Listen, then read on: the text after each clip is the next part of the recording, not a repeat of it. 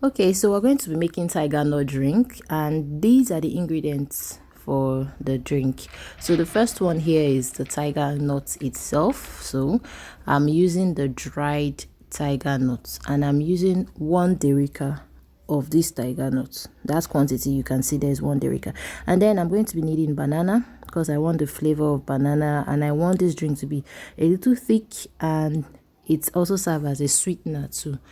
And then I'm using dates to sweeten this drink, and I'm using half of 1 derica of dates. So like I said before, I'm using 1 derica of Tigernut, and for that derica of Tigernut I'm using half of a derica of dates to sweeten it.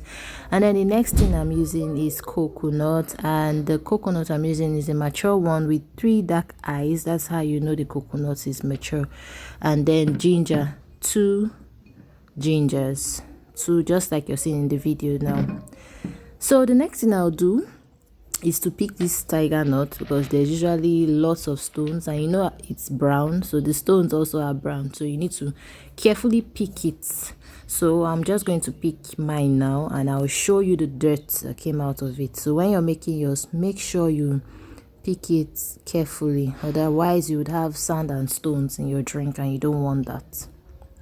So here are the dirts that came out of that derica of Tigernut. You can see the stones in there. Look closely, you see the stones and some dark dirts from Tigernut. So the next thing I'll do now is to soak this Tigernut, and I'll be soaking it for about 2 to 3 days. I'm going to fill this bowl with water and then soak it. Once I'm done with that, I'll add all the ingredients and then show you how it looks like.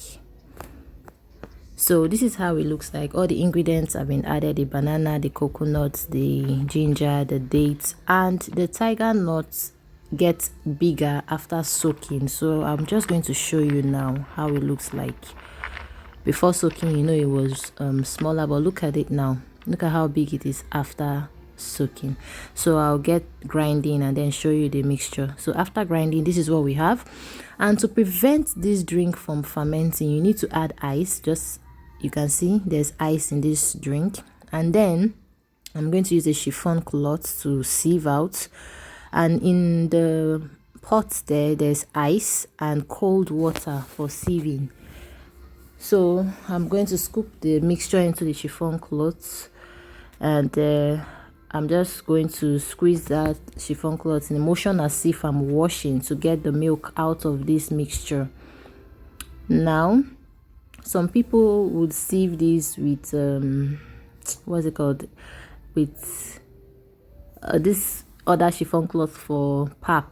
Like in my previous video where I made pap, you'd see this other big one you tie and then sieve. Some people do that, but why I'm not doing, okay, look at the milk coming out. So why I'm not doing that method is because you're going to use so much water and your drink will be very light, and I don't want that. So that is why I've used ice and added some cold water into that pot. So this is the water I'm going to use to sieve out everything and get a really thick and nutritious milk, not so runny or light. So this is it, just squeezing in this motion, like I said, as if I'm washing clothes, and when I'm done I'll squeeze out the milk. Okay, just as you can see on this video. So the chaff, I really don't make use of it aside feeding it to my birds. So I'll show you how the chaff looks like after squeezing. So I'm going to do this for everything in that bowl, and when I'm done I'll come back to show you what next I'll do. So now let me just show you the chaff. This is it.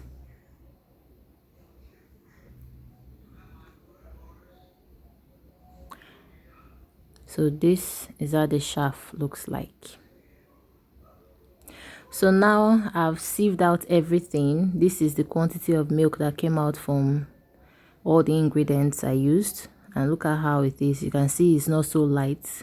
And then I'm going to make use of this filter, a fine filter that the holes are very, very tiny, and then I would use it to sieve the drink again, because I don't want too many particles at the bottom of my drink, so this helps to hold down any form of particles in the drink.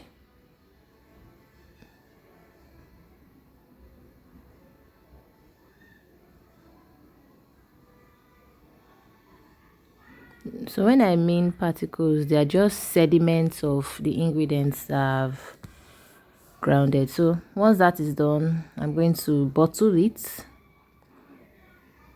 and that is it. So you can do this for commercial purpose or for the home. It is very nutritious. It serves as a natural aphrodisiac. It's good for the husband and wife. So it's also good for children. It helps in brain development, for good memory, and that is it.